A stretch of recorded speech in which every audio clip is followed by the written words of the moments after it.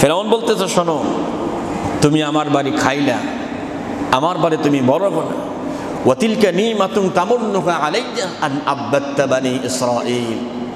তুমি নবী দাবি করতে পারো না, তুমি আমার বাড়ি খেয়েছো, তুমি আমার নিয়ামত তুমি খেয়েছো। মুসা বলতেছে, তুমি সেই কালে আমার বাসায় রেখে, তোমার বাসায় আমারে রেখে তুমি একটা অনুগ্রহ করছিলে, সেটা ঠিক আছে, কিন্তু আন আব্বাত্তা বানি ইসরাঈল, তার বিনিময়ে তুমি কি করছো? আমার বানি ইসরাঈল কওমের সমস্ত মানুষের প্রতি জুলুম, অত্যাচার, নির্যাতন, দাস বানিয়ে রাখছো। এটা কিছু হচ্ছে না? সুবহানাল্লাহ। বুকে কি পরিমাণ সাহস! ভাইয়েরা আমার, ফিরআউন এবার বলতেছে, তাহলে তুমি কি আমাকে রব মানো না? ক্বালা ফিরআউনু ওয়া মা রাব্বুল আলামিন। ফিরআউন তখন ডাক দিয়ে বলতেছে, মুসা, তুমি কি আমাকে রব মানো না? তোমার রব আবার কে? কে তোমার রব? তুমি আমাকে একটু বলো তো। ক্বালা রাব্বুস সামাওয়াতি ওয়াল আরদি ওয়া মা বাইনাহুমা ইন কুনতুম মুকিনিন। তিনি বলছেন, শুনুন, আপনি তো শুধু এই মিশরের রব দাবি করেন, এই মিশর এলাকা বাদে আর কোন এলাকার মানুষ আপনার বক্তব্য শোনে না, আপনাকে রব মানে না, আপনার কথাগুলো কেউ মানে না। এই গোটা পৃথিবীর ভিতরে আসমান আর জমিন, ওমা বাইনাহুমা, আর মাঝখানে যা আছে, এই সব কিছু বলেন তো একমাত্র কার? জোরে বলেন, কার? একমাত্র আল্লাহ। ইন কুনতুম মুমিনিন, ইউ আর ট্রুথফুল, যদি বিশ্বাস করে থাকেন। আইয়ুহাল্লাযীনা আমানু সাল্লু আলাইহি ওয়া সাল্লিমু তাসলিমা। আল্লাহুম্মা সাল্লি আলা মুহাম্মাদ ওয়া আলা আলি মুহাম্মাদ কামা সাল্লাইতা আলা ইব্রাহিম ওয়া আলা আলি ইব্রাহিম ইন্নাকা হামিদুম মাজিদ। اللهم بارك على محمد وعلى آل محمد كما باركت على إبراهيم وعلى آل إبراهيم إنك حميد مجيد. لا إله إلا الله، لا إله إلا الله، لا إله إلا الله، لا إله إلا الله، سبحان الله والحمد لله، لا إله إلا الله، سبحان الله والحمد لله، لا إله إلا الله، لا إله إلا الله محمد رسول الله صلى الله عليه وسلم. মদিনা যাইতে পারলাম না, মদিনা দেখতে পারলাম না, আমি অসহায় তাই এত দূরে রই, আমি অসহায় তাই এত দূরে রই, শুধু সালাম জানাই মদিনা যাইতে পারলাম না, মদিনা দেখতে পারলাম না। মদিনা নাম কত সুন্দর, মদিনা কেড়েছে অন্তর, ওই মদিনার পথের ধুলি আমি, ওই মদিনার পথের ধুলি আমি মাখতে পারলাম না, মদিনা যাইতে পারলাম না, মদিনা দেখতে পারলাম না। আমি অসহায় তাই এত দূরে রই, আমি অসহায় তাই এত দূরে রই, শুধু সালাম জানাই মদিনা যাইতে পারলাম না মদিনা দেখতে পারলাম না মদিনা নাম কত মধুর মদিনা আর যে কত দূর পাখির নাই ডানা থাকলে আমায় পাখির নাই ডানা থাকলে আমায় যেতাম মদিনায় মদিনা যাইতে পারলাম না মদিনা দেখতে পারলাম না আলহামদুলিল্লাহ আলহামদুলিল্লাহি রাব্বিল আলামিন ওয়াসসালাতু ওয়াসসালামু আলা রাসূলিহিল কারীম আম্মা বা'দ মহান রবের দরবারে শুকরিয়া আদায় করে নিচ্ছি যে আল্লাহ সুবহানাহু ওয়া তাআলা আরবি বৎসরের প্রথম মাস মুহররম মাস শুরু হয়েছে। আল্লাহর বহুত বড় শুকরিয়া, এ মাসের প্রথম 10 দিনে একটা দিন আছে যে দিনের মর্যাদা, যে দিনের ফজিলতটা অনেক বেশি। নবীজি বলেছে এই মাসটি শাহরুল্লাহিল মুহররম, মুহররম মাস হচ্ছে আল্লাহর মাস। সুবহানাল্লাহ। কার মাস? আল্লাহর মাস।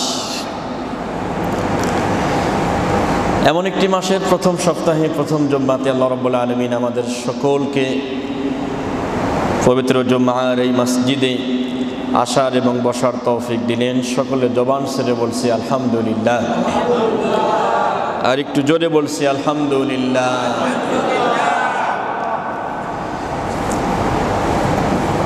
এ মাসের 10 তারিখে 10ই মুহররমকে বলা হয় আশুরা বা ইয়াউম আশুরা আমরা বলে থাকি।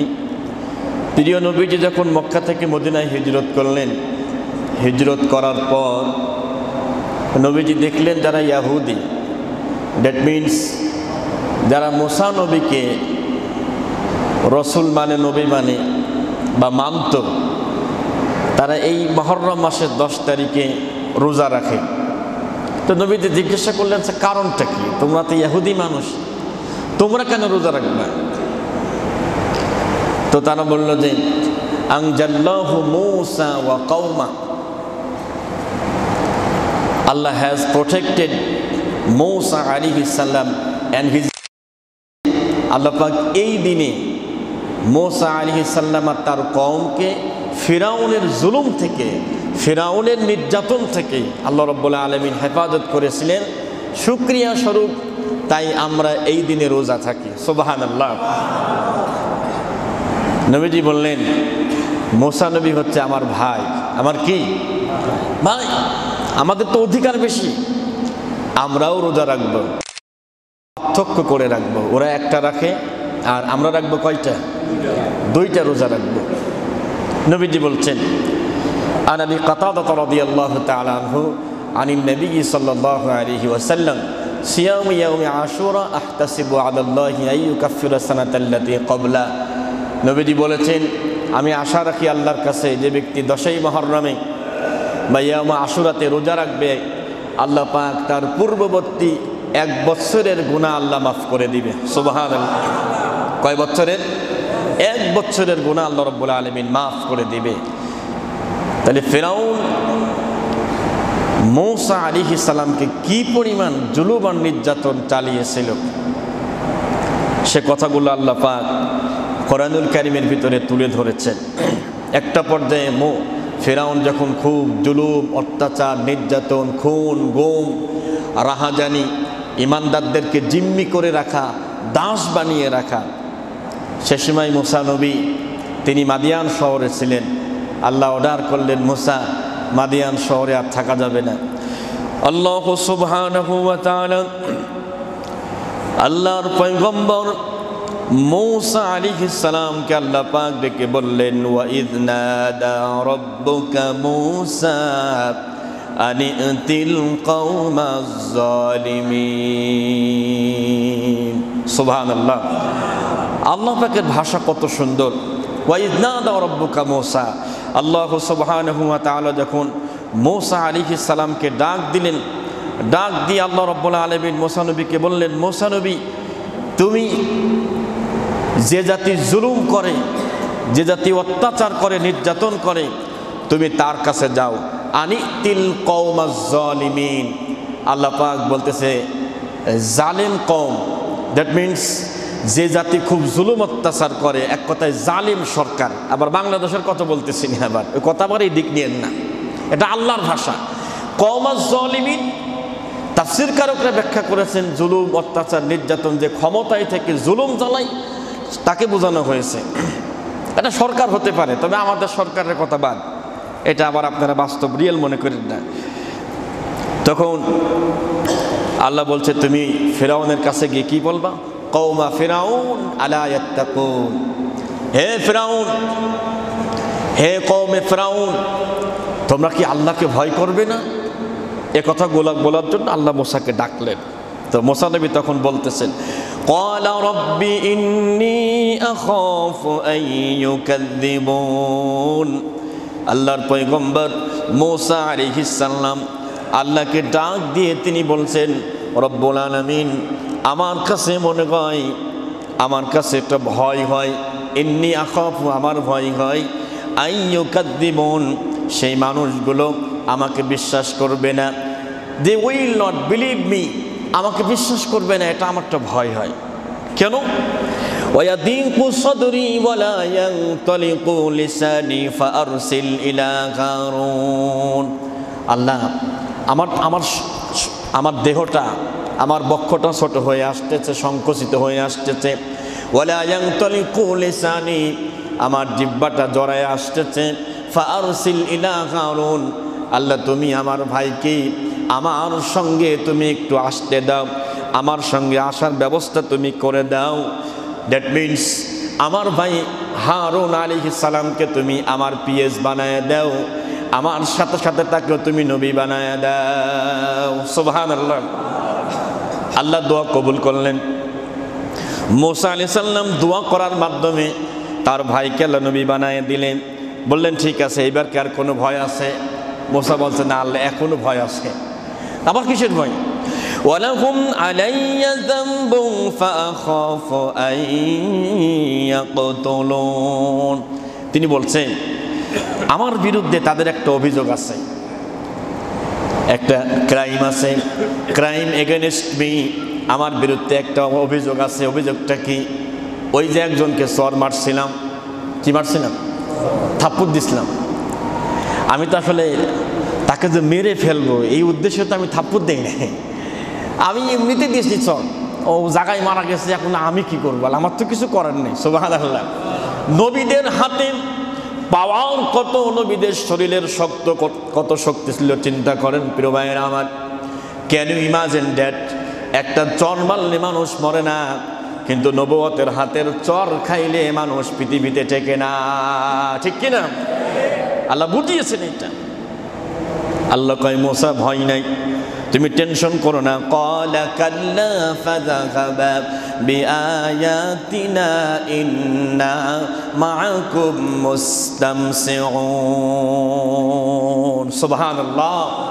আল্লাহ পাক বলছে, মূসা, ক্বালা কাল্লা, নো নেভার, কোনো ভয় নাই, কোনো টেনশন নাই, ওরা তোমাকে কিচ্ছু করতে পারবে না। ফাযহাবা বিআয়াতিনা, তোমরা দুই ভাই যাও, একটা নিদর্শন নিয়ে যাও। কে নিয়ে যাও?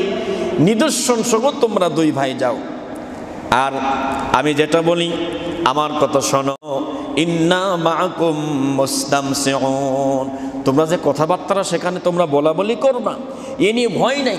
I shall be with you listening, যখন কথাবার্তা হবে তখন আমি আল্লাহ ওটা শুনবো নিজে কানে। সুবহানাল্লাহ, জোরে কোন সুবহানাল্লাহ। আর কি ভয় আছে? আল্লাহ কয়, টেনশন নেই, আমি আসি তো, কিচ্ছু করতে পারবে না। রওনা দাও। ফাতিয়া ফিরআউনা ফাকুলা ইন্না রাসূল রাব্বিল আলামিন। তারা দুই ভাই মূসা নবী এবং হারুন নবী সরাসরি ফিরআউনের সংসদ ভবনে হাজির। কোন জায়গা? ফিরআউনের সংসদ ভবনে হাজির হয়ে তারা বলতেছে, উই আর দ্য মেসেঞ্জার, আমরা আল্লাহর পক্ষ থেকে প্রেরিত মেসেঞ্জার, আমরা এসেছি। ইন্না রাসূল রাব্বিল আলামিন, এবং এই গোটা পৃথিবীর রব তার পক্ষ থেকে আমরা এসেছি, আমরা হলাম রাসূল। সুবহানাল্লাহ। এই কথা বলার পরে মূসা নবী বলছে, আন আরসিল মা'ানা বানি ইসরাঈল। শোনেন ফিরআউন, এই আমার কওমকে, আমার জাতিকে যে আপনি দাস বানিয়ে রাখছেন, জুলুম অত্যাচার করে আপনি তাদেরকে দিয়ে অনেক কষ্ট দিয়েছেন, ওই বানি ইসরাঈল কওমকে আমাদের কাছে ছেড়ে দেন, আমরা একটা সেফ এরিয়ায় গিয়ে আমরা সেখানে থাকব। সঙ্গে সঙ্গে ফিরআউন জবাব দিচ্ছে, ক্বালা আলাম রাব্বিকা ফীনা ওয়ালিদান ওয়া লাবিথতা ফীনা মিন উমরিকা সিনিন। ও মূসা, তুমি না সেই মূসা আমার বাড়িতে ছিলে, আমার বাসায় খেয়েছো, আমার বাসায় তুমি বড় হয়েছো, লালন পালন তুমি হয়েছো, আবার এখন তুমি নবুয়ত তুমি দাবি করছো। ব্যাপারটা কি? দীর্ঘদিন পর্যন্ত তুমি আমার বাসায় ছিলে মূসা, এখন তুমি নবী দাবি করো। ওয়া ফাআলতা ফাআলাতাকাল্লাতী ফাআলতা ওয়া আনতা মিনাল কাফিরিন। আল্লাহু আকবার। তিনি বলছেন, তুমি যে একটা কাজ করে গেলা, একজন মানুষকে তুমি মেরে ফেললা। ওয়া আনতা মিনাল কাফিরিন, ইউ আর আনগ্রেটফুল, তুমি তো অকৃতজ্ঞ। তুমি কি? অকৃতজ্ঞ। তুমি আমার কওমের একজনকে চট দিয়া তুমি মেরে ফেলেছো, আবার তুমি এখন নবুয়তি দাবি করো। আল্লাহ রাব্বুল আলামিন এত সুন্দর কথা এরপরে বলছেন। মূসা তখন জবাব দিচ্ছেন, ক্বালা ফাআলতুহা ইযা ওয়া আনা মিনাদ দাল্লিন। শুনুন ফিরআউন, আমি যখন এই কাজটা করছিলাম, যখন আমি থাপ্পড়টা দিয়েছিলাম, আই ওয়াজ ইগনোরেন্ট, তখন তো আমি অজ্ঞ ছিলাম। আমি কি জানতাম যে সর মারলি মারা যাবি? আমার তো এটা জানা ছিল না। আমি কি করবো? আমার তো দোষ নেই এখানে। ভাইয়েরা আমার, গোটা মিশরের প্রধানমন্ত্রী রাষ্ট্রনায়কের সামনে দাঁড়িয়ে কথা বলতেছে মূসা। কত বড় বুকে সাহস!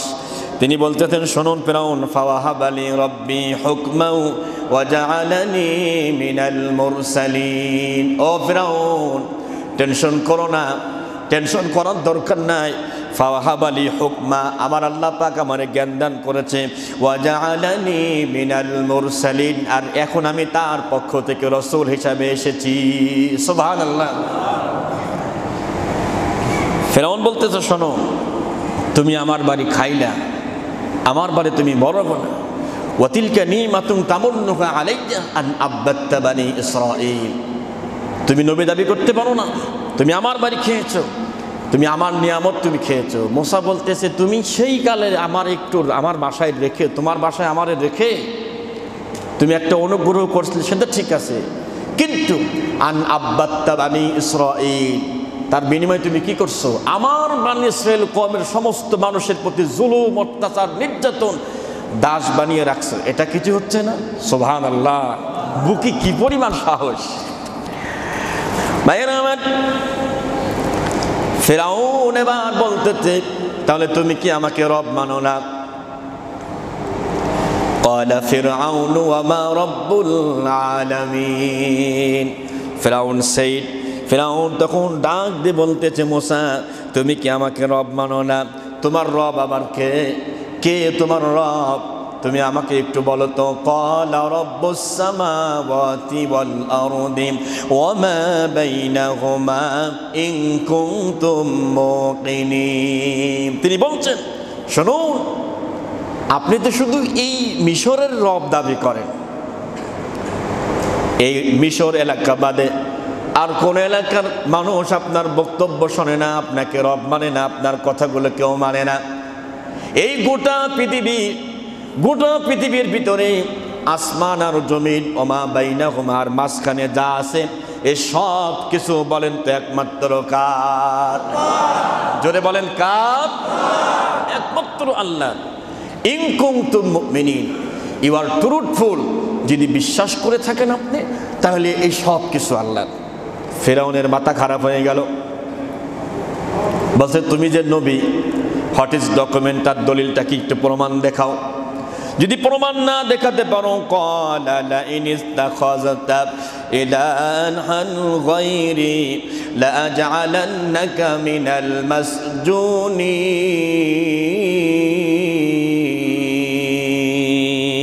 আল্লাহু আকবার। ফেরাউন বলছে তুমি যদি আমাকে ছাড়া অন্য কাউকে যদি ইলাহ গ্রহণ করো, তোমাকে সোজা জেলখানায় দিয়ে দেব। কথা কি শুনতেছেন? কাকে বলছে? হ্যাঁ, যদি আমাকে বাদ দিয়ে যদি অন্য আইন তুমি মানো, রবের আইন তুমি যদি মানো, সোজা সপ্তাহ তোমারে জেলখানায় দিয়ে দেবে। এরকম কথা তো এখন পৃথিবীর আর কেউ কয় না। হ্যাঁ বন্ধুগণ আমার, আল্লাহর পয়গম্বর মূসা বললেন, ক্বালা ওয়ালাউ জিতুকা বিশাইইম মুবিন, আচ্ছা আমি যদি প্রমাণ নিয়ে আসি তারপরও কি আপনি আমার জেলখানায় দেবেন? কি প্রমাণ আপনি একটু দেখান। ফাআলকা মূসা ফাআলকা আসাহু ফাইযা হিয়া সুবানুম মুবিন, তার হাতে একটা লাঠি ছিল, লাঠিখানা ছেড়ে দিলেন, সঙ্গে সঙ্গে বিশাল বড় অজগর সাপ হয়ে গেল। সাপ হওয়ার কারণে ফেরাউন চিন্তা করলেন ব্যাপারটা কি, তিনি কি আসলে নবী হয়ে গেছে? আচ্ছা আর কি আছে বলো তো, আর কি আছে আমার একটু দেখাও, দেখাইতে পারবা? ওয়া নাযাআ ইয়াদাহু ফাইযা হিয়া বাইদাউ লিন-নাযিরিন, তিনি কি করলেন? তার ডান হাতখানা বগলে ঢোকালেন, বগল থেকে যখন বের করলেন তখন লাইটের মতন ফোকাস দিচ্ছে, শুধু আলো বেরোচ্ছে এখান থেকে। মূসা আলাইহিস সালামের এই দুইটা নিদর্শন দেখে ফেরাউনের মাথার ভিতর চিন্তা হলো, নিশ্চয় মনে হয় আসলেই নবী, আসলেই নবী। কিন্তু আমি যদি এটা লোকের কাছে ফ্ল্যাশ করিয়ে দিই, তার তো আমার নেতাগিরি ছুটে যাবে, দরকার নেই। কথাকে কৌশল করে কথাটাকে একটু ঘুরিয়ে নিয়ে তিনি তার জাতির লোকদেরকে ডাক দিয়ে বলতেছে, তার যে পরিষদবর্গ ছিল তাদেরকে ডাক দিয়ে বলতেছে, ক্বালা লিল মালাই হাওলাহু ইন্না হাযা লাসাহিরুন আলিম। দেখছো কত বড় জাদুকর, জোরে কর নাউজুবিল্লাহ। কারবার দেখছো, এই 8 বছর তো 10 বছর ছিল মাদিয়ান শহরে, ওখানে এই কারবারই শিখছে। নাউজুবিল্লাহ, জোরে কর। মানুষ ভালো না, লোকজন চিন্তা করলে আসলে তাইলে কি করা যায়? তোমরা একটা কাজ করো, এই মিশরের যত বড় বড় জাদুকর সবাইকে ডাকো, মূসা নবীর সঙ্গে এবার জাদুর খেলা হবে, যে জিতবে সেই সত্য, আর যে হারবে সে মিথ্যাবাদী হয়ে যাবে। সকল জাদুকরদেরকে ডাক দেওয়া হলো। মাদিয়ান শহরের ভিতরে একটা বিশাল বড় মেলার জায়গা, সেই ফাঁকা মাঠে সবাইকে ইনভাইট করা হলো, দাওয়াত করা হলো। সবাই এসেছে। আল্লাহর পয়গম্বর মূসা আলাইহিস সালাম মাত্র 2 জন, ওরা 2 ভাই। এদিকে প্রায় 80,000 জাদুকর। কয় হাজার? আরেকবার, এতগুলো মানুষ দেখে আল্লাহর পয়গম্বর একটু মনে মনে ভয় পেয়েছেন। আল্লাহ পাক ডাক দিয়ে বলে, মূসা ভয় করার দরকার নাই, ভয় পেও না, ইন্নাকা আনতাল আ'লা, আজকে তুমি বিজয়ী হবে। সুবহানাল্লাহ, ভয় নাই তো, কপাল খামছে কেন আপনার? ভয় করার দরকার নাই মূসা। এইবার আল্লাহর পয়গম্বর মূসা আলাইহিস সালাম বললেন, ঠিক আছে তোমরা যেহেতু এসে গেছো, ক্বালা লাহুম মূসা আলকু মা আনতুম মুলকুন, যেহেতু তোমরা এসে গেছো তোমরা তোমাদের জাদু আগে দেখাও। ওরা কি করল? ফাআলকাউ হিবালাহুম ওয়া ইয়াসিয়াহুম, তাদের হাতের রশি এবং লাঠি জমিনের ভিতরে ছেড়ে দিল। ছেড়ে দেওয়ার পরে তারা এবার কসম করতেছে, ওয়াকালু বিইজ্জাতি ফিরআউনা, ফিরআউনের কসম করে বলতেছে, ফিরআউনের কসম করে বলছি, ইন্না লানাহনুল গালিবুন, আজকে আমরাই বিজয়ী হব। ওরা মাত্র 2 ভাই, ও পারবে নাকি? জীবনেও পারবে না। আল্লাহ পাক ডাক দিয়ে বলে, মূসা ভয় নাই, টেনশন নাই, এই রশি এবং লাঠি সাপের মতো হয়ে এরকম আঁকাবাঁকা করে মানুষের দিকে তেড়ে আসতে লাগলো। আল্লাহ ডাক দিয়ে বলে, মুসা ফালকা মুসা আসাহু ফাইদা হিয়া তালকাফু মা ইয়াফিকুন। সুবহানাল্লাহ। ও মুসা, দাঁড়িয়ে থেকো না, আল্লাহ কি করব, হাতের লাঠি ছেড়ে দাও। লাঠি ছেড়ে দেওয়ার সঙ্গে সঙ্গে বিশাল বড় সাপ হয়ে গেল। আর এমন অবস্থা হলো, ওদের প্রত্যেকটা জাদু রশি আর লাঠির সাপগুলো সবগুলো এসে মুসা নবীর সাপের ভিতরে, পেটের ভিতরে একবারে চকলেটের মতো পেটের ভিতরে সমস্ত জাদু ঢুকে গেল। সুবহানাল্লাহ। এটা দেখার পরে যারা জাদুকর তারা বলছে, না, মুসা নবী কখনো জাদুকর হতেই পারে না, অসম্ভব। এ নিশ্চয় আল্লাহর পক্ষ থেকে এটা একটা মুজিজা, আল্লাহর পক্ষ থেকে একটা কারামত মুজিজা, এটা কখনো জাদু হতেই পারে না। তাহলে কি করা যায়? ফাউলকিয়াস সাহারাতু সাজিদিন। ওরা দেরি করলো না, সবাই সিজদায় পড়ে গেল, প্রত্যেকটা জাদুকর সিজদায় পড়ে গেল। ক্বালু আমান্না বিরাব্বিল আলামিন। আল্লাহু আকবার। তারা বলতেছে, we believe in the Lord, in the Allah of the world. তারা বলতেছে, আমরা ঈমান নিয়ে আসছি এমন একজনের প্রতি যিনি গোটা পৃথিবীর মালিক। সুবহানাল্লাহ। ফিরআউন তখন বলছে, ও তাহলে ঘটনা এই তোমরা কয়জন এই মুসা নবীরই প্রশিক্ষিত তোমরা জাদুকর ছিলে, তোমরা আসছিলে মোটামুটি একটা কিছু খাওয়ার জন্য, তেলবাজি করার জন্য। আল্লাহ বলছে, না, আমরা মূলত এলাকার জাদু আমরা শিখছিলাম, আমরা জাদুকর, কিন্তু আমরা সত্য চিনে ফেলেছি, আমরা এখন ঈমান নিয়ে আসছি। এবার ফিরআউন বলছে, জানো এর পরিণতি কি হতে পারে? কি হতে পারে জানো?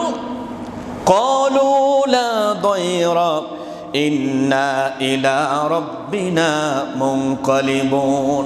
ফিরআউন যখন বারবার ভয় দেখাচ্ছে, জানো কি হতে পারে? কি হবে? যদি আমাদেরকে মেরে ফেলো, আমরা রবের কাছে ফিরে যাব। সুবহানাল্লাহ। ফিরআউন বলছে, লাউ কাত্তা'না আইদিয়াকুম ওয়া আরজুলাকুম মিন খিলাফ। তোমাদেরকে এখন বাধা হবে। বাধার পরে তাফসীরে মাযহারিতে হচ্ছে, বাধার পরে পিছন দিক থেকে তাদের হাত কাটা হয়েছে, বিপরীত দিক থেকে পা কাটা হয়েছে, এরপরেও একজন নও মুসলিম আল্লাহর দিন থেকে সরে যায় নাই। সুবহানাল্লাহ। একজনকেও সরাতে পারে নাই। জোরে কোন সুবহানাল্লাহ। আল্লাহ পাক অর্ডার করলেন, ও মুসা, আর সময় নাই।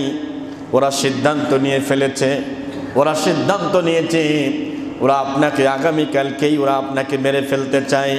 وأوحينا إلى موسى أن أسر بعبادي إنكم متبعون। وأوحينا, আমি ওহী করলাম, ইলা মুসা, মুসার কাছে ওহী করলাম, আন আসরি বি ইবাদি, আমার বান্দাদেরকে সাথে করে নিয়ে, আমার বান্দাদেরকে সাথে করে নিয়ে। আচ্ছা, মুসা নবীর কওমের নাম ছিল কি? বানি ইসরাইল। কি নাম ছিল? বানি ইসরাইল না বলে আল্লাহ আন আসরি বি ইবাদি কেন বললেন?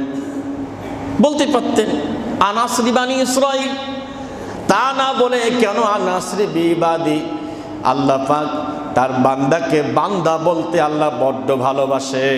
সুবহানাল্লাহ। বান্দা বলতে কি ভালোবাসে? ভালোবাসে। আল্লাহ রাসূলকে আল্লাহ পাক বলেছে, সুবহানাল্লাযী আসরা বিআবদিহি, আমার বান্দাকে, আমার দাসকে। আল্লাহ যারা আল্লাহকে মহব্বত করে, এই মানুষগুলোকে আল্লাহ বান্দা বলতে আল্লাহ মহব্বত করে, আল্লাহ ভালোবাসে। তাই বলছে, আমার মহব্বতের বান্দাগুলোকে নিয়ে তুমি চলে যাও। ইন্নাকুম মুত্তাবাউন, তোমাদেরকে আগামীকালকেই ফিরআউনের দল একবারে 3 দিক থেকে তোমাদেরকে অনুসরণ করবে, আক্রমণ করবে। ভাইয়েরা আমার, আল্লাহর পয়গম্বর বানি ইসরাইল কওমের বান্দাদেরকে সাথে করে নিয়ে রওনা দিয়েছেন। রওনা দেওয়ার পরে ফিরআউনের মাথায় এবার খারাপ হয়ে গেল। এ জাতি কোথায় যাবে? যেখানেই যাক এদেরকে ছাড় দেওয়া হবে না। রাগে ক্ষোভে তিনি বলতেছিলেন, ইন্নাহা উলাইলা শিরযিমাতুন কালিলুন। বলতেছে, মুসা নবীর জাতিটা একটা ছোট জাতি, অল্প লোক, সংখ্যায় অল্প। ওয়া ইন্নাকুম লানা লাগাইজুন, কিন্তু এই অল্প লোক যা কাজ কাম করে এটা ফিরাউনের মাথা খারাপ হয়ে যায়। কথা বুঝতেছেন নাকি? এদেশে অনেক ইসলামী দল আসে, সব ইসলামী দল ইসলামের কাজ করলে পারে বাতিলের মাথা খারাপ হয় না। একটা দল আছে ইসলামের কথা বললে ওদের মাথা খারাপ হয়ে যায়। মাইন্ডে নিয়েন না আমার ভাইয়েরা আমার। তিনি বলছেন, শোনো, এই মূসা নবীকে তার জাতিকে আর বাঁচিয়ে রাখা যাবে না, একটা কাজ করা যাক। ফাআতবাউহুম মুশরিকিন। ঠিক ফজরের সময়, বেলা একবারে পরিষ্কার হওয়া ভাব, সে সময় মূসা নবীর দলবল লোহিত সাগরের কাছাকাছি চলে গেছে।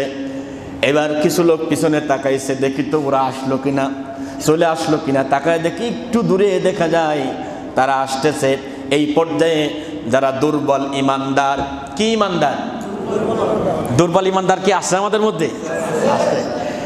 যারা দুর্বল ইমানদার তারা বলতেছে, ফালাম্মা তারা আল জামাআনি ক্বালা আসহাবু মূসা ইন্না লামুদরাকুন। যখন দুই দলকে দেখতে পেল, মূসা নবীর দল ফিরআউনের দলকে দেখতে পেলে ওরা তিন দিক থেকে আক্রমণ করতেছে। কিছু দুর্বল লোক বলল, মূসা আমরা তো ধরা খেয়ে গেলাম। আমরা কি ধরা খেয়ে গেলাম? আল্লাহর পয়গম্বর মূসা আলাইহিস সালাম কি সুন্দর জবাব দিয়েছে, ক্বালা কাল্লা ইন্না মাইয়া রাব্বি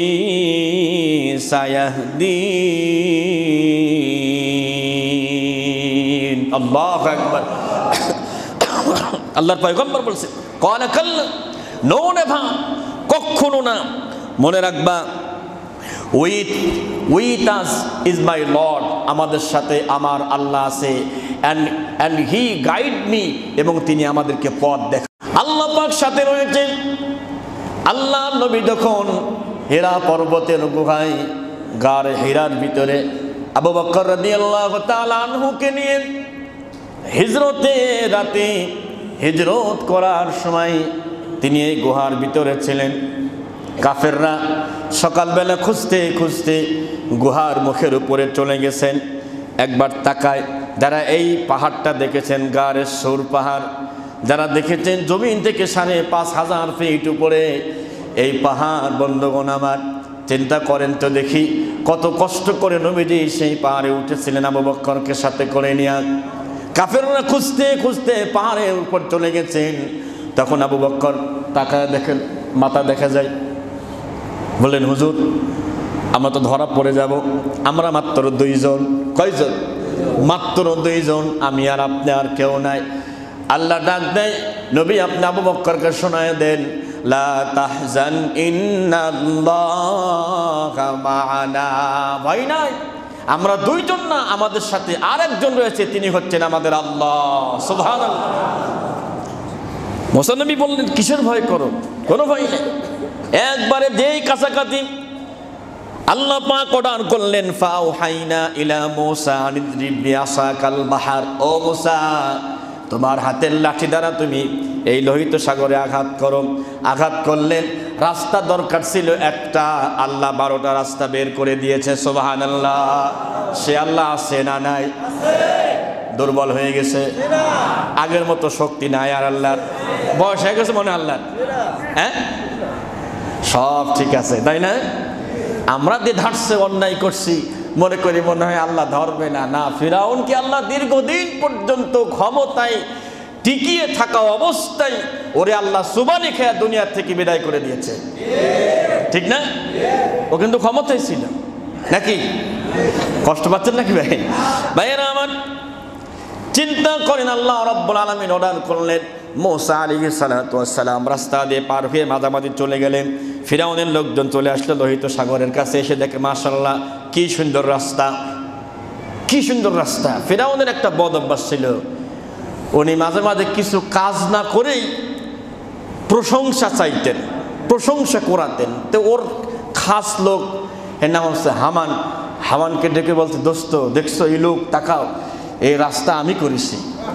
হামান বলতেছে, ওরে সিটারে সিটা, তুই যে কত বড় বাটপার, তা তো আমি জানি, তোর সাথেই তো আমি থাকি, আর কি বলবো যে তুই আমার বড়, কিছু করার নেই। ভাইয়ের আমার, এখন ফেরাউন বলছে, হামান সারা জীবন তুই তেলবাজি করে করে আমার কাছ থেকে খাইছিস, আজকে তুই আগে যাবি। হামান বলতে, না দোস্ত, এখানে যেহেতু নদী, কিছুক্ষণ আগেও দেখেছি নদী, রাস্তা হয়ে গেছে, অবস্থা বড় ভালো না, আজকে পারলে তুমি আগে যাও।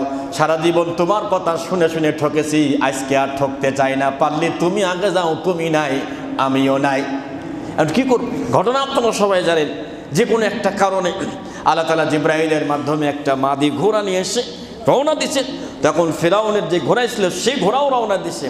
যখন মাঝামাঝি মুসা নবীর দল ওপারে পার হয়ে গেছে, আল্লাহ তাআলা বলছে, ওয়া আনজাইনা মূসা, আমি মুসাকে হেফাজত করলাম, ওয়া মান মাআহু আজমাইন, তার সকলকে আমি আল্লাহ পাক হেফাজত করলাম। সুম্মা আগরাকনাল আখরিন, অন্য দল ফিরআউনের দলকে আমি আল্লাহ তাআলা এই পানির ভিতরে নিমজ্জিত করে দিলাম।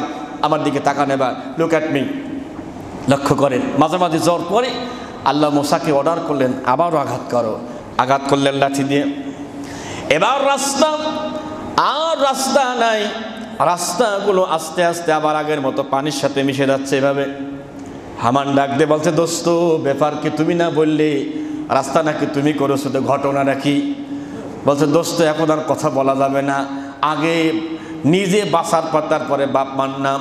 এখন সবাই ইয়া নাফসি উঠে গেছে। ফেরাউন এখন ডাক দিয়ে বলতেছে, আমানতু মূসা ওয়া হারুন, আল্লাহ, আমি মুসা আর হারুনের আল্লাহর প্রতি ঈমান নিয়ে আসলাম। তাও আল্লাহর কথা বলছে না। চিন্তা করছে কত বড় ডাকাত। আল্লাহ যে মুসা আর ফেরাউন, মুসা আর হারুন যে আল্লাহর প্রতি, আল্লাহ আমি ওই আল্লাহর প্রতি ঈমান নিয়ে আসলাম। শুধু চুবানি খাই, শুধু চুবানি খাই। ফেরাউন মনে মনে বলছে, আল্লাহ, আমি তো ঈমান নিয়ে আসলাম, আমি আবার চুবানি দাও কেন? কাজ হয় না। শেষ পর্যন্ত ফেরাউন বলছে, আমানতু লিরাব্বিল আলামিন, আল্লাহ, আমি তোমার প্রতি ঈমান নিয়ে আসলাম। তাও কাজ হয় না, আরো চুবানি খাই। যখন কালেমা পড়ছে, আল্লাহ তুমি আমারে মাফ করে দাও, আমি ঈমান নিয়ে আসলাম। আল্লাহ পাক ডাক দিয়ে বলে, আল আনা ওয়া কদ আসাইতু ক্বাবলু ওয়া কুনতা মিনাল মুফসিদিন। আল্লাহু আকবার। আল্লাহ বলছে, এখন তুমি এখন কালেমা পড়ছো, ওয়াকাদ আসাইতা, এর আগে তুমি কত জুলুম করছো, কত অত্যাচার তুমি করছো, কত নাফরমানি করছো, আমার কত বান্দাকে দুনিয়ার থেকে তুমি বিদায় করে দিয়েছো, তুমি কত নাফরমানি করেছো। ওয়া কুনতা মিনাল মুফসিদিন, আর তুমি ফাসাদকারীর ভিতরে অন্যতম। তোমার কালেমা, তোমার ঈমান গ্রহণ করা হবে না। ফিরআউন, তুমি শুনে রাখো, ফালইয়াউমা নুনাজ্জিকা বিবাদানিকা লিতাকুনা লিমান খালফাকা আয়া, আমি তোমাকে একবারে মেরে ফেলতেছি না, তোমার দেহটাকে আমি আল্লাহ বাঁচিয়ে রাখবো। আল্লাহু আকবার, জোরে। তোমার দেহকে আমি আল্লাহ সুবহানাহু ওয়া তাআলা সংরক্ষণ করব, এই দায়িত্ব হচ্ছে আমার। তুমি মনে রাখবা, তুমি খেয়াল রাখবা, এই দেহ সংরক্ষণ করব। কারণটা কি? একটা কারণ তো অবশ্যই আছে। ফাজআলনাকা নাকালাল লিমা বাইনা ইয়াদাইকা ওয়া মা খালফাহা ওয়া মাউইযাতাল লিল মুত্তাকিন। আমি আল্লাহ পাক এই কারণে তোমার দেহকে সংরক্ষণ করলাম। তোমার পরে যারা আসবে তারা যেন শিক্ষা নেয়। ফিরআউন দীর্ঘদিন পর্যন্ত জুলুম অত্যাচার চালিয়েও সে ক্ষমতায় থাকতে পারে নাই। লাঞ্ছিত অবস্থায় পানিতে চুবা খেয়ে তিনি ইন্তেকাল করেছেন। তার দেহকে আল্লাহ এখনো পর্যন্ত মিশরের জাদুঘরে এখনো পর্যন্ত রাখা আছে। যারা জুলুম অত্যাচার চালাবে তারা যেন ফিরআউনকে দেখে শিক্ষা নেয়, ঠিক কিনা? এজন্য আল্লাহ বলছে, ওয়া মাউইযাতাল লিল মুত্তাকিন, যারা মুত্তাকি হবে তারা এই উপদেশগুলো শুনবে, তারা পরহেজগার, আল্লাহ ভীরু, তার এই উপদেশগুলো শুনবে। এই এত চক্রান্ত যে করল ফিরআউন ক্ষমতায় টিকে থাকার জন্য, টিকে থাকতে পারলো? ওয়া মাকারু ওয়া মাকারাল্লাহ, সবাই পড়েন, ওয়া মাকারু ওয়া মাকারাল্লাহ ওয়াল্লাহু খায়রুল মাকিরিন। আল্লাহু আকবার। আল্লাহ বলছে, তোমরা কত কৌশল করো, কত ষড়যন্ত্র করো, আমি আল্লাহর কৌশল সবচাইতে বড় কৌশল। সুবহানাল্লাহ। এই 10ই মুহররম, এই মাসের, এই আরবি মাসের মুহররমে 10ই মুহররমে আল্লাহ রাব্বুল আলামিন মূসা আলাইহিস সালামকে আল্লাহ হেফাজত করেছিলেন, নিরাপত্তা দিয়েছিলেন। সুবহানাল্লাহ। এই মাসের সবচাইতে প্রসিদ্ধ যে ঘটনা আমাদের মাঝখানে চলে আসছে, এটা আমরা কম বেশি সবাই জানি, যে কারবালায় নবী করিম সাল্লাল্লাহু আলাইহি সাল্লামের নাতি হুসাইন রাদিয়াল্লাহু তাআলা আনহু কি হয়েছিলেন? শাহাদাত হয়েছিলেন। অনেকেই একটা কথা বলে থাকে, ইসলাম জিন্দা হতা হয় হার কারবালা কে বাদ মে, এরকম একটা কথা বলে, মানে ইসলাম জিন্দা হয়েছে কারবালার ময়দানে। হ্যাঁ, কারবালার ময়দানের পরে নাকি ইসলাম জিন্দা হয়েছে। তাহলে রসুল কি কাজ করে গেল? কথা বোঝেন নাই মনে হয়। রসুলের দায়িত্ব তাহলে কি ছিল? বিদায় হজের ভাষণের সময়, যখন ভাষণ শেষের দিকে নবী সাহাবারা বলেন, আমরা লক্ষ্য করলাম নবীজি মুখের কাছে মৌমাছির মতো গুনগুন গুনগুন করে আওয়াজ শুরু হলো। আমরা বুঝতে পারলাম নিশ্চয় নবীজির কাছে ওহী নাজিল হবে। লক্ষ্য করলাম প্রিয় নবী যে উটের উপরে বসে ভাষণ দিচ্ছিলেন, সেই উট আল্লাহ নবীকে নিয়ে উট দাঁড়িয়ে থাকতে পারতেছে না, উটটা আস্তে আস্তে বসে পড়লো। নবী সাহাবারা বলেন, আমরা তাকায় দেখেন উটের 2টা পা বালের ভিতরে গেড়ে যাচ্ছে। আল্লাহ নবীর চেহারা লাল বর্ণ হয়ে গেল। প্রিয় নবী সাল্লাল্লাহু আলাইহি সাল্লাম যখন ওহী নাজিল শেষ হয়ে গেল, নবীজি ঘোড়ার উপর থেকে, উটের উপর থেকে রাসূল নামলেন। সাহাবারা দৌড়ে গেলেন, ইয়া রাসূলুল্লাহ, ইয়া হাবিবাল্লাহ, এর আগে অনেকবার ওহী নাজিল হয়েছে, কিন্তু এরকম তো আমরা আগে কখনো দেখি নাই। হুজুর কি হয়েছে একটু বলেন তো। নবীজি বললেন, শোনো আমার সাহাবারা, মনোযোগ সহকারে শোনো। আমার কাছে জিবরাইল এসেছে, কুরআনুল কারীমের একবারে সর্বশেষ যে আয়াত নাজিল হলো, এই আয়াত নিয়ে আমার কাছে এসে আর যে আয়াতটা এনেছে, আয়াতটার ওজন এত বেশি ছিল।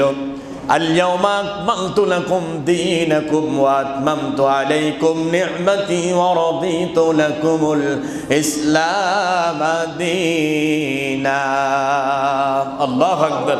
সূরাতুল মাইদার 3 নম্বর আয়াতের মাঝের অংশে আল্লাহ পাক বলছে, নবী আমি আপনার কাছে আমার দিনকে পরিপূর্ণ করে দিয়েছি। সুবহানাল্লাহ। কারবালার ময়দানে না, দিন পরিপূর্ণ হয়েছে রসুলের জীবিত অবস্থায়। এটা বিদায় হজের ভাষণের মাঝে আয়াত নাজিল হলো, নবী আমি আপনার দিন পরিপূর্ণ করলাম, আপনাকে নিয়ামত দিয়ে পরিপূর্ণ করে দিলাম। আর আমি আল্লাহ নিজেই তোমাদের জন্য, আমি আল্লাহ নিজে ইসলামকে পছন্দ করলাম। সুবহানাল্লাহ। ইসলাম কে পছন্দ করে? আল্লাহ। আমাদের মধ্যে অনেকে আছে ইসলাম পছন্দ করে না, ভালো লাগে না, নবীরে ভালো লাগে না, ইসলামরে ভালো লাগে না, কোরআনকে ভালো লাগে না। আবার মরার পরে দোয়া ঠিকই চলে, বিসমিল্লাহি ওয়া আলা মিল্লাতি, কার নামে? রাসূলের নামে। এখন কেউ যদি বিএমপি করে, সাপোজ আপনি আবার সত্যি ধরেন না, মনে করেন সারাদিন মিছিল মিটিং করলো বিএমপির পক্ষে, এখানে সিলও আছে, তারেক জিয়ার সিল, মিছিল মিটিং করে সন্ধ্যাবেলায় যদি আমার সুমন ভাইয়ের চেম্বারে যদি গিয়ে বলে যে সুমন সাহেব, চেয়ারম্যান সাহেব, আমি আপনার পক্ষের লোক, দলের লোক, এই দেখেন সিল, সিল আছে কোনটা? ধানের শীষের। এদের কাছে কি যদি বলে যে ভাই আমি আপনার দলের লোক, আমার 1 প্যাকেট বিরিয়ানি দেন, বিরিয়ানি দেবে? হ্যাঁ দেবে, কায়দা মতো বিরিয়ানি দেবে, এমন বিরিয়ানি দেবে পরে দেখবেন যে হাসপাতালে খুঁজে পাওয়া যাচ্ছে, বাড়িতে আর খুঁজে পাওয়া যাবে না। ঠিক না ভাই? এটা দুনিয়ার কথা, দুনিয়ার জীবনে। আওয়ামী লীগ করে বিএনপির অফিসে কেউ যাবে না, কেউ যাওয়ার চিন্তাও কখনো করে না। আবার বিএনপি করে কেউ আওয়ামী লীগের অফিসে যাবে না। বন্ধুগণ আমার, তাহলে চিন্তা করেন তো, আপনি রসুলকে মানবেন না, আল্লাহকে মানবেন না, রসুলকে আদর্শ মানবেন না। হুজুর দোয়া পড়তেছে বিসমিল্লাহি ওয়া আলা মিল্লাতি রাসূলিল্লাহ, এই দোয়া পড়লেও মনে হয় কাজ হবে না।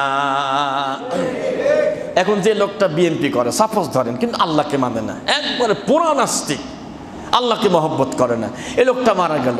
আর আমার আলতাফ ভাই যদি দোয়া পড়ে কবরে নামানোর সময় বিসমিল্লাহি ওয়া আলা মিল্লাতি বিএনপি, এই দোয়া যদি পড়ে চাকরি কি থাকবে বলে মনে হয়? ওনারা ক্ষমতায় নাই, তারপরও দেখবেন ওনার টিকা মুশকিল হচ্ছে, ঠিক না ভাই? বড় মুশকিল হয়ে যাবে। এজন্য আমাকে নামাবে যার নাম দিয়ে, তার পথেই আমাকে চলার দরকার আছে না নাই? এবার আসেন কারবালার প্রান্তরে কি ঘটনা হয়েছিল। হোসাইন রাদিয়াল্লাহু তাআলা আনহুর আব্বাজান আলী রাদিয়াল্লাহু তাআলা আনহু, তিনি যখন ইন্তেকাল করলেন, তার ইন্তেকালের পরে খলিফা কে হবে এটা নিয়ে অনেক কথা, শর্ট করে আমি বলছি। তখন কেউ কেউ বললো যে হাসান যেহেতু আছে, হাসান হোক। মুআবিয়া তখন সিরিয়ার গভর্নর রাদিয়াল্লাহু তাআলা আনহু, তো তিনি খুব ভালো চালাচ্ছিলেন, এজন্য হাসান একটু ব্যাক করলেন যে না দরকার নেই, ভালো চালাচ্ছে উনিই চালাক। টানা 20 বছর উনি খুব ভালো মতো রাষ্ট্র চালালেন। এত সুন্দর পরিবেশ হয়ে গেল, গোটা মক্কা, মদিনা, কুফা, বসরা, সিরিয়া সব জায়গার অবস্থা খুব ভালো হয়ে গেল। মুসলমানদের একবার সুন্দর পরিবেশ তৈরি হলো। মুআবিয়া যখন মারা যাবেন, মারা যাওয়ার আগে তার কাছের কিছু লোক বলতেছে যে আপনি যেহেতু মারা যাবেন, আপনি মারা যাওয়ার আগে আপনার বংশের কাউকে একটু ওই যে কি জন্য বলে গদ্দিনিসীন বানিয়ে যান। বুঝেছেন তোমার কথা? মানে আপনি মারা যাবেন, তারপরে আপনার ছেলেকে বা যাকে হোক দিয়ে যান। তো তিনি তার ছেলে ইয়াজিদকে ক্ষমতায় বসায়ে দেওয়ার নিয়ত করে ফেললেন, ঘোষণাও দিলেন। মুআবিয়া যখন মারা গেলেন রাদিয়াল্লাহু তাআলা আনহু 60 হিজরিতে, এবার অনেক লোক তারা বলল আমরা হুসাইন রাদিয়াল্লাহু তাআলা আনহুর কাছে বায়াত হব। আর কিছু লোক এবং ইয়াজিদ ক্ষমতায় বসেছেন, ওনার নিয়ে যেহেতু ক্ষমতায় বসেছি, আমার এই ক্ষমতায় আমি আর অন্য কাউকে আসতে দেব কোনোভাবেই না, কোনোভাবেই না। কি করা যায়? যিনি মদিনার গভর্নর ছিলেন, সেই মদিনার গভর্নরকে চিঠি দেওয়া হলো এবং জানানো হলো যে শোনো, হোসাইন রাদিয়াল্লাহু তাআলা আনহু যেন আমার কাছে বায়াত গ্রহণ করে, এজন্য তিনি মদিনার যিনি গভর্নর ওলীদ ইবনে উতবা তার নাম, তাকে বলা হলো হোসাইনকে বলো যেন আমার কাছে বায়াত গ্রহণ করে। চিঠি আসলো, ওলীদ ইবনে উতবা বললেন শোনো, ইয়াজিদের পক্ষ থেকে চিঠি এসেছে, তোমারই তার কাছে বায়াত গ্রহণ করতে হবে। হোসাইন বললেন অসম্ভব, তার কাছে বায়াত গ্রহণ করতে পারবো না, কারণ কিছু বিতর্কিত মানুষ, তাকে কেউ পছন্দ করে, কেউ পছন্দ করে না, অতএব তার কাছে বায়াত গ্রহণ করতে পারবো না। হোসাইন রাদিয়াল্লাহু তাআলা আনহু মদিনার থেকে তিনি মক্কায় চলে আসলেন। মক্কায় আসার পরে কুফার থেকে শুধু চিঠি আসতে লাগলো, 30,000 মানুষ একসঙ্গে হয়ে তারা চিঠি শত চিঠি পাঠিয়েছে যে আমরা আপনার কাছে বায়াত গ্রহণ করব, আমরা ইয়াজিদকে পছন্দ করি না, তার ভালো লাগে না। পর্যবেক্ষণ করার জন্য হোসাইন রাদিয়াল্লাহু তাআলা আনহু তার চাচাতো ভাই মুসলিম বিন আকিলকে বললেন ঠিক তুমি যাও তো একটু কুফাতে। মদিনা থেকে 1470 কিলো পথ। Can you imagine that? একটু কল্পনা করেন, তিনি গিয়েছেন সেখানে, যাওয়ার পরে 30,000 লোক তার কাছে বায়াত গ্রহণ করেছে এবং কুফার অবস্থা খুব ভালো, খুব সুন্দর পরিবেশ। চিঠি পাঠালেন যে ভাই হোসাইন, পরিবেশ খুব ভালো, আপনি আসেন। এই যে 30,000 লোক বায়াত গ্রহণ করেছে, তখন কুফার গভর্নর নোমান বিন বশির রাদিয়াল্লাহু তাআলা আনহু ভালো মানুষ ছিলেন।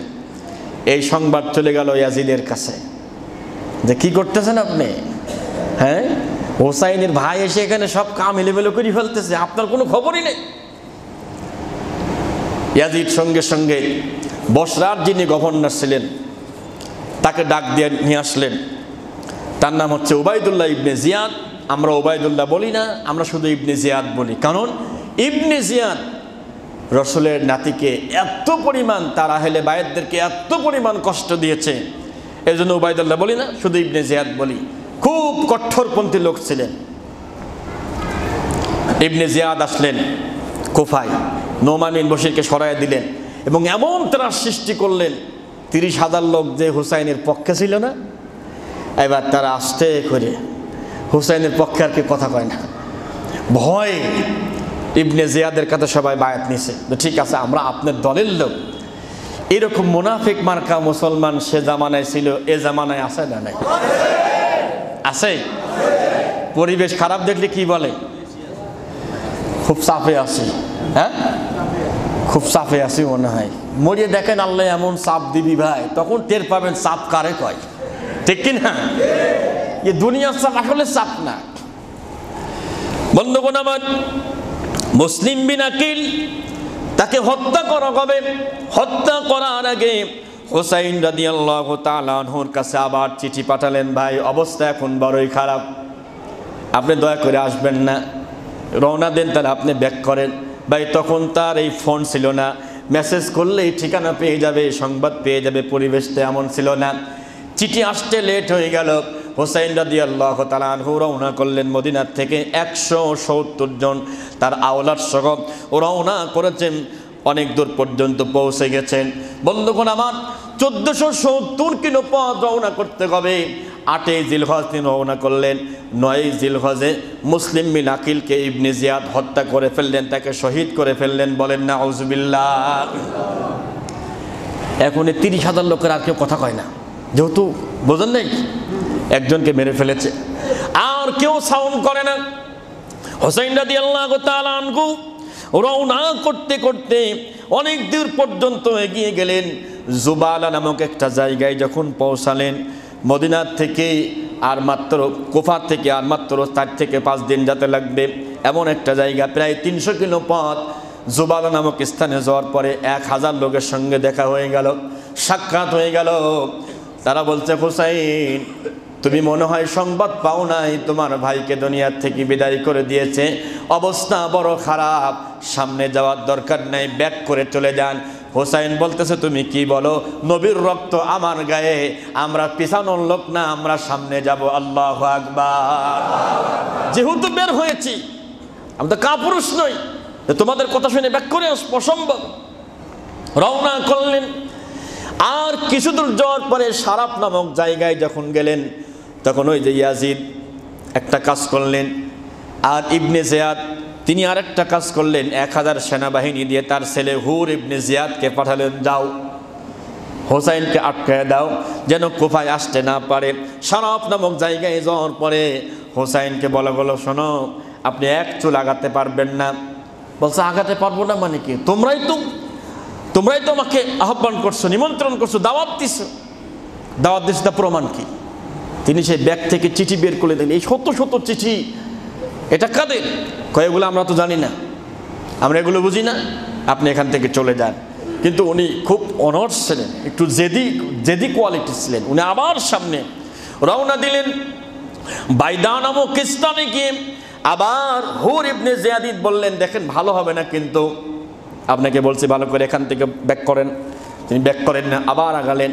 কুফার কাছাকাছি হিজানাত নামক একটা জায়গায় যাওয়ার পরে চূড়ান্তভাবে তাকে বাধা দেওয়া হলো। বন্ধুগণ আমার, আরও 4000 সেনাবাহিনী সেখানে মোতায়েন করা হলো, কোনোভাবেই যেন হুসাইন কুফায় প্রবেশ করতে না পারে, কোনোভাবেই যেন না পারে। মোট 5000 এখন সেনাবাহিনী, আর মাত্র 170 জন মানুষ। কি করবে? উনি কুফায় ঢুকতে পারলেন না।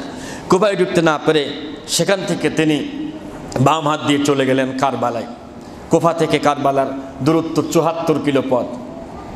কারবালায় যাওয়ার পরে যেদিন কারবালায় পৌঁছালেন, সেদিন 2 মুহররম। কতই মুহররম? 2 মুহররম। রওনা করেছেন কবে? 8 জিলহজ। প্রায় 23-24 দিন মতো হয়ে গেছে। কতটা কষ্ট করে সফর করে তিনি এই কারবালার ময়দানে তিনি পৌঁছালেন। পৌঁছানোর সাথে সাথে সেখানে শিমার ইবনে দিলদাওশান তার নাম, আমরা বলি শিমার, বলেন না যে তুই একটা শিমার, বলে কি না? শিমার বিন দিলদাওশান, তাকে দিয়ে আরো 8000 সেনাবাহিনী দিয়ে সেখানে পাঠানো হলো। ইয়াজিদের ঘোষণা, ইবনে জিয়াদের ঘোষণা, এই হুসাইনকে যে করেই হোক এখানেই তাদেরকে শেষ করে ফেলতে হবে, কোনোভাবেই এখান থেকে তাদেরকে বের হওয়া যাবে না, বের হতে দেওয়া যাবে না, কোনোভাবেই না। শিমার বিন দিলদাওশান সঙ্গে সঙ্গে এই 8000 সেনাবাহিনীর ভিতর থেকে 500 সেনাবাহিনী আলাদা করলেন। নেতৃত্ব দিচ্ছে ওমর বিন হাজ্জাজ, আম্মার বিন হাজ্জাজ তার নাম। বললেন, তুমি এই ফোরাতের পানি তুমি ঢেকে রাখো, কোনোভাবেই যেন নবী পরিবারের আওলাদ এখান থেকে পানি গ্রহণ করতে না পারে। 3 দিন পার হয়ে গেল। 7 মুহররমে তাদের খাবার শেষ হয়ে গেল, পানু শেষ হয়ে গেল। হোসাইন রাদিয়াল্লাহু তাআলা আনহু বারবার অনুরোধ করলেন, সীমার শোনো, আমাদের কিছু দেওয়ার দরকার নাই, আমার দুধের শিশু আজগার ছোট্ট বাচ্চা তৃষ্ণায় শেষ হয়ে যাচ্ছে, একটু পানি দাও। 9 তারিখে তাকে বলা হলো, 9 তারিখে তাকে বলা হলো তোমাকে যুদ্ধ করে তোমাকে এখানে বাঁচতে হবে। ঠিক আছে, যুদ্ধ করব, তাহলে একটা কাজ করো, গিভ মি 1 ডে, আমাকে একটা দিন সময় দাও, দেন আই উইল থিঙ্ক, আমি একটু কল্পনা করি কি করা যায়। কোনো উপায় নাই, যুদ্ধ করার তাদেরকে উস্কানি দেওয়া হচ্ছে বারবার। 10 তারিখে যুদ্ধ শুরু হলো ফজরের নামাজের পর। হোসাইন রাদিয়াল্লাহু তাআলা আনহু ছোট্ট শিশু আলী আসগারকে সাথে করে নিয়ে উঁচু করে ধরে বলছে, একটু পানি দাও, কিচ্ছু চাই না, আমাদেরকে যা করো করো।